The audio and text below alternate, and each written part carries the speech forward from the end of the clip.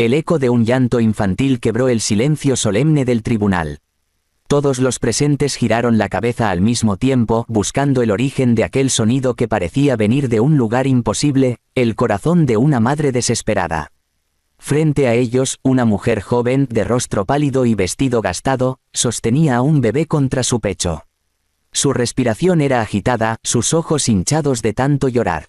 Pero lo que hizo a todos contener el aliento fue lo que hizo después. Caminó lentamente hasta el estrado del juez y, temblando, colocó al pequeño sobre la mesa de madera pulida.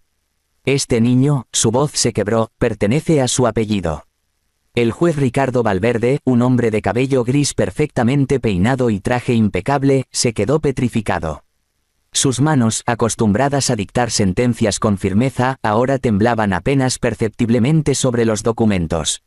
Nadie en aquella sala se atrevía a moverse. Era como si el tiempo se hubiera detenido justo antes de una explosión. Ricardo intentó hablar, pero las palabras se le atragantaron en la garganta. ¿Qué está diciendo, señora?, logró murmurar. La mujer respiró hondo conteniendo las lágrimas y lo miró directamente a los ojos.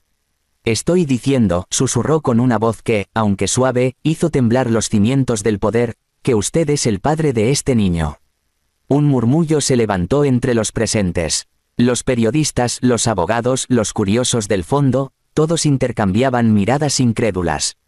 El juez Valverde, conocido por su reputación impecable y su discurso moralista, acababa de ser señalado por una mujer pobre en pleno tribunal. Ella se llamaba Elena Morales. Había trabajado como empleada doméstica en la casa de los Valverde hacía 4 años. Nadie la recordaba, nadie la mencionaba, pero ahora su presencia llenaba cada rincón de aquella sala.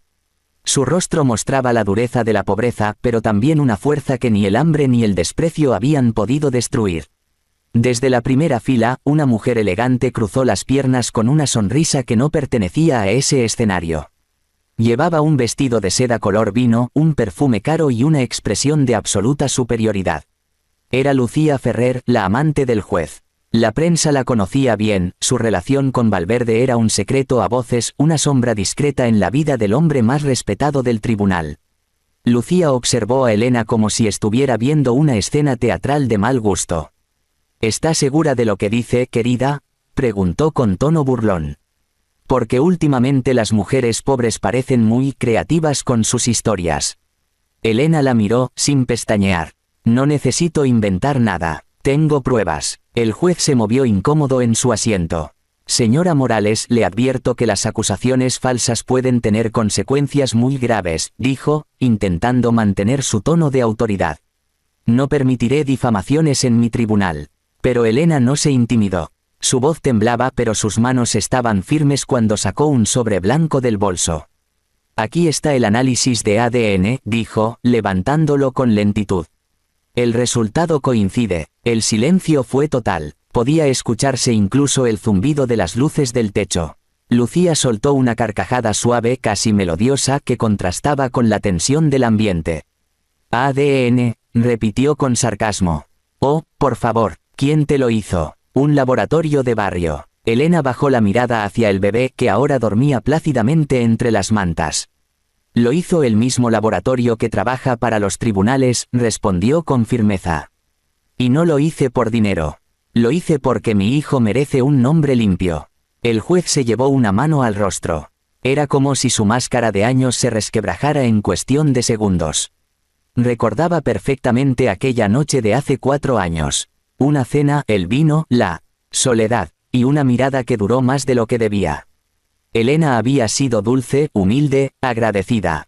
Él había prometido ayudarla con el alquiler, con su madre enferma, y después simplemente la olvidó. O eso creyó. Ahora, la vida lo arrinconaba en su propio estrado. Lucía, viéndolo titubear, sintió una punzada de celos disfrazada de burla. Amor, dijo suavemente, no tienes que soportar esto. Es una extorsión. Lo sabe todo el mundo, estas mujeres aparecen cuando huelen dinero. Elena la ignoró, dio un paso al frente. No quiero su dinero, dijo con voz quebrada. Solo quiero que mi hijo no viva con la vergüenza de ser el bastardo de nadie. Un murmullo se extendió por la sala. Algunos miraban al juez con desprecio, otros con lástima. Ricardo respiró hondo, sintiendo el peso de cada mirada sobre él. Se suspende la sesión, declaró bruscamente. Este caso será revisado. El martillo cayó con fuerza sobre la madera, pero nadie se movió. El impacto del golpe no detuvo el temblor en las manos del juez ni el nudo en su garganta. Lucía fue la primera en levantarse, fingiendo serenidad. «Ven, Ricardo», susurró. «No te rebajes a su nivel. Vamos a casa». Pero esa noche, en la soledad de su despacho, el juez Valverde no podía dejar de mirar el sobre que Elena había dejado sobre la mesa. Lo abrió con manos temblorosas, leyendo una y otra vez las líneas que lo destrozaban. Probabilidad de paternidad, 99,8%. Cerró los ojos. No podía negarlo. Ese niño era suyo. Las imágenes del pasado regresaron como golpes. Recordó a Elena riendo mientras limpiaba el jardín, el olor a jabón en sus manos, la manera en que lo miraba sin interés por su dinero. Y también recordó cómo la había despedido sin una explicación, sin siquiera una última palabra. Lucía entró sin tocar la puerta.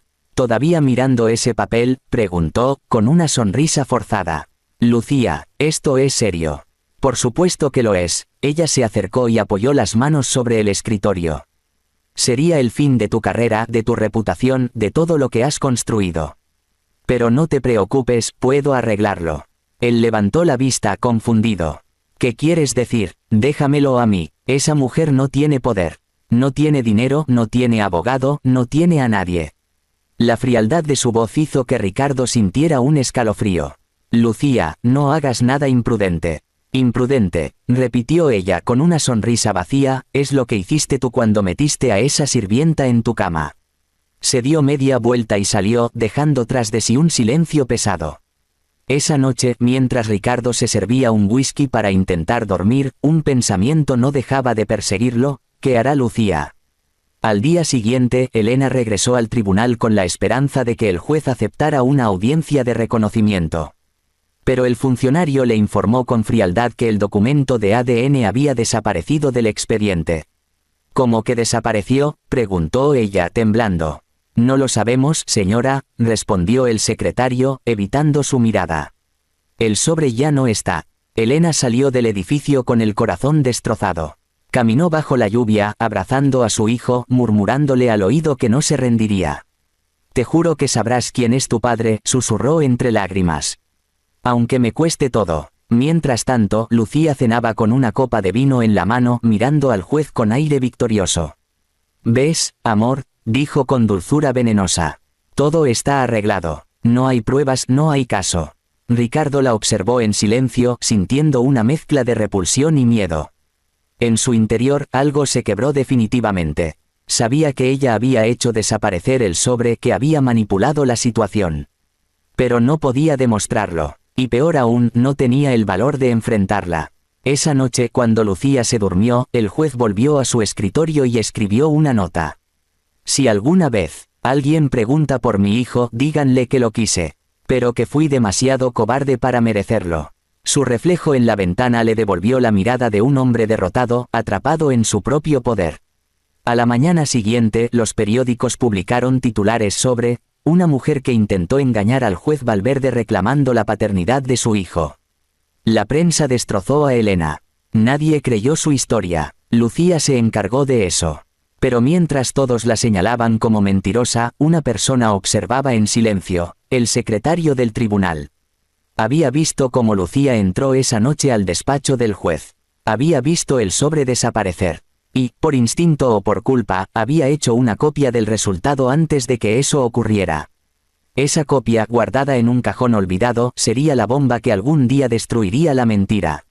Por ahora, el juez Valverde fingía calma, Lucía celebraba su victoria, y Elena se marchaba del tribunal con el alma hecha pedazos. Pero algo en sus ojos, una luz diminuta pero firme, anunciaba que aún no había terminado.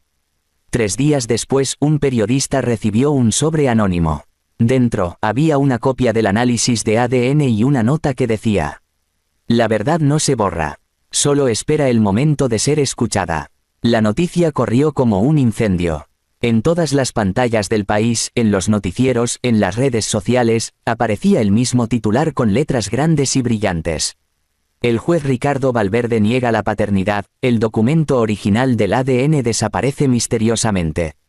Lucía apagó el televisor con un movimiento elegante de su mano, sonriendo satisfecha. En la mesa del comedor, el desayuno estaba servido como si nada hubiera ocurrido, frutas frescas, café recién hecho, pan caliente. La calma del lugar contrastaba con el caos mediático que ella misma había provocado. «Te dije que todo se arreglaría», susurró con dulzura venenosa mientras se acercaba al juez, que permanecía sentado, inmóvil, con los ojos perdidos en la taza de café fría. Ricardo Valverde no respondió. Tenía el rostro pálido, las ojeras profundas y las manos entrelazadas con nerviosismo. «Lucía, ¿qué hiciste exactamente?», preguntó finalmente con voz baja, como si temiera oír la respuesta. Ella se inclinó hacia él, rozando su hombro con el dedo. «Hice lo que tú no pudiste hacer», dijo. «Protegerte, protegernos, repitió él sin levantar la mirada. «De una mujer que solo quería que su hijo tuviera mi apellido». Lucía soltó una risa seca, incrédula. «No seas ingenuo, Ricardo. Si le dabas tu apellido, vendría después por tu dinero, tu casa, tu reputación. Así son todas. Empiezan pidiendo justicia y terminan devorándote». El juez la miró por primera vez. En sus ojos no había furia, sino una tristeza tan profunda que hasta Lucía pareció descolocarse por un segundo.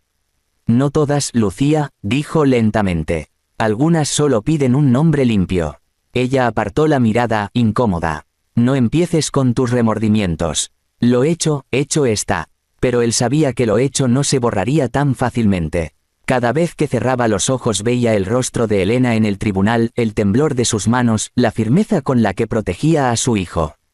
Veía también el bebé, su lunar en la muñeca, el mismo que él tenía. Ninguna desaparición de documentos podía borrar esa evidencia. Mientras tanto, lejos de la casa del juez, Elena caminaba por un barrio empedrado, con su hijo envuelto en una manta. El viento le cortaba el rostro, pero ella seguía adelante, golpeando puertas, buscando ayuda. Nadie la escuchaba. Para todos era la mentirosa del juez. Pero ella no buscaba compasión, solo justicia. En una cafetería, un joven periodista la reconoció. «¿Es usted la señora Morales?», preguntó, bajando la voz. Ella lo miró con recelo. «Depende de quién pregunte. Soy periodista de El Diario Libre. Vi su caso. Quiero escuchar su versión». Elena dudó, pero luego asintió. En una esquina del lugar, con una taza de café que apenas podía pagar, le contó todo, cómo trabajó para el juez, cómo él la ayudó, cómo una noche la soledad los unió y cómo al quedar embarazada fue despedida sin explicación. El periodista tomó notas rápidas con el ceño fruncido. «¿Tiene pruebas?». «Tenía», respondió ella bajando la voz. «Desaparecieron del tribunal». El joven se inclinó hacia ella. «Tal vez no del todo». Esa noche, mientras Elena regresaba a casa, no imaginaba que el periodista tenía un contacto dentro del juzgado, el mismo secretario que había hecho la copia oculta del ADN. En la casa del juez, la tensión crecía. Ricardo ya no dormía, apenas comía. La culpa lo devoraba desde dentro. Una noche, incapaz de soportarlo más, fue hasta su escritorio y sacó una pequeña caja de seguridad. Dentro guardaba una copia del resultado original, aquel documento que confirmaba lo que él ya sabía. Lo miró una y otra vez, hasta que las lágrimas nublaron sus ojos. Lucía entró sin tocar la puerta como siempre. «¿Otra vez con eso?», preguntó, con el tono de quien reprende a un niño. «No puedo seguir viviendo con esta mentira, Lucía». «Entonces no vivas», respondió fríamente. «Pero no arrastres conmigo tu debilidad».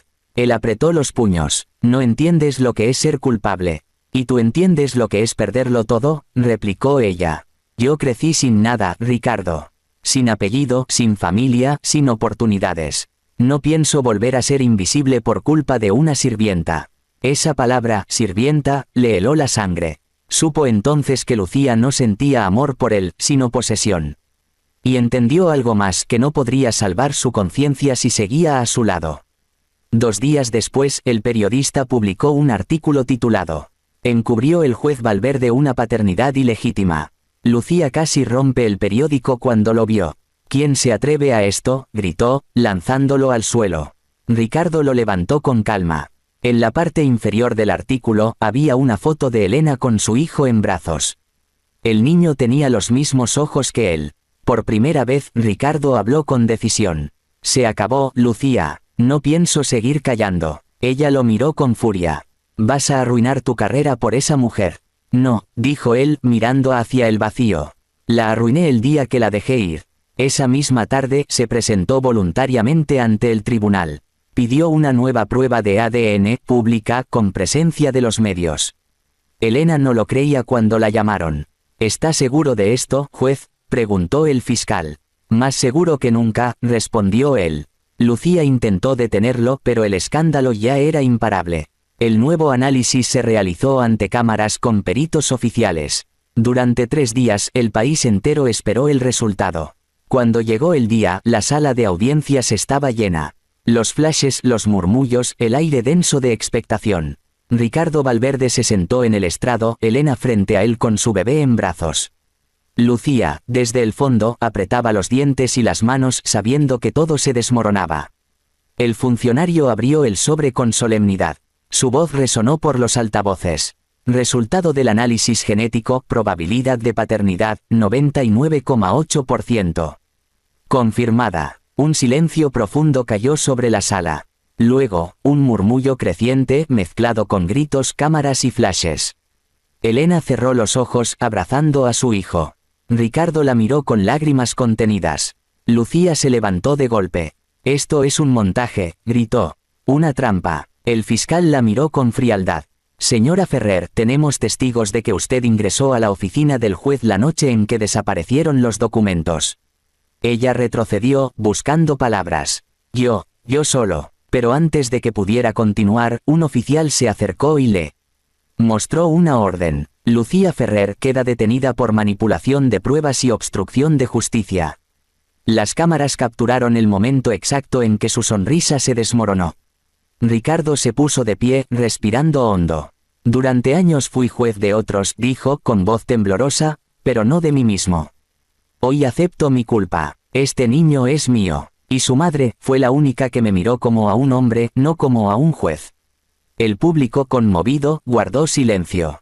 Elena lo observó, sin odio, solo con una tristeza tranquila. Sabía que las palabras no borrarían el pasado, pero al menos la verdad había salido a la luz.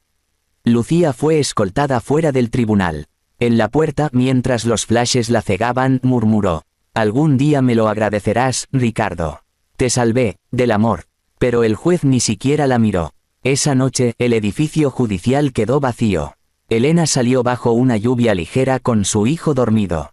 Ricardo la alcanzó, sosteniendo un paraguas. «Elena», dijo con voz quebrada, «sé que no merezco ni que me escuches, pero quiero conocerlo.